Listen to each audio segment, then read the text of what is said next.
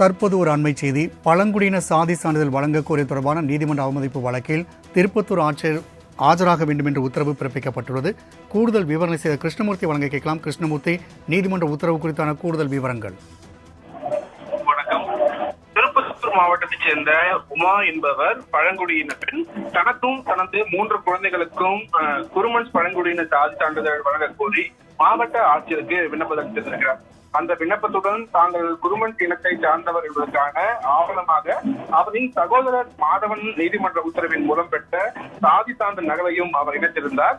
இந்த நிலையில் இந்த விண்ணப்பமானது மாவட்ட ஆட்சியரால் கடந்த 2019ஆம் ஆண்டு நிராகரிக்கப்பட்டுள்ளது. இதை எதிர்த்து 2021ஆம் ஆண்டு தொடர்ந்த வழக்கில் மாவட்ட ஆட்சியரை அணுகி சாதி சான்று கோரி மேல்முறையீடு செய்யலாம் என்றும் அதில் 6 மாதத்தில் அவர் முடிவெடுப்பார் என அறிவுறுத்தல்களை வழங்கி வழக்கு மனுவும் தள்ளுபடி செய்யப்பட்டிருந்தது.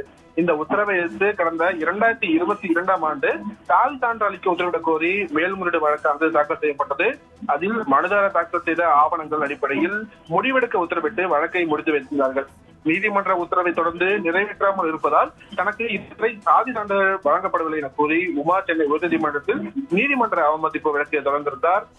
இந்த வழக்கை விசாரித்த நீதிபதிகள் சுப்பிரமணியம் மற்றும் நீதிபதி குமரேஷ் பாபு அடங்கிய அமர்வு திருப்பூர் மாவட்ட ஆட்சியர் வரும் ஆகஸ்ட் 22ஆம் தேதி மனு தொடர்பாக நேரில் ஆஜராகி வழக்கின் விசாரணையும் தள்ளி வைத்திருக்கிறார்கள். ராம்குமார்.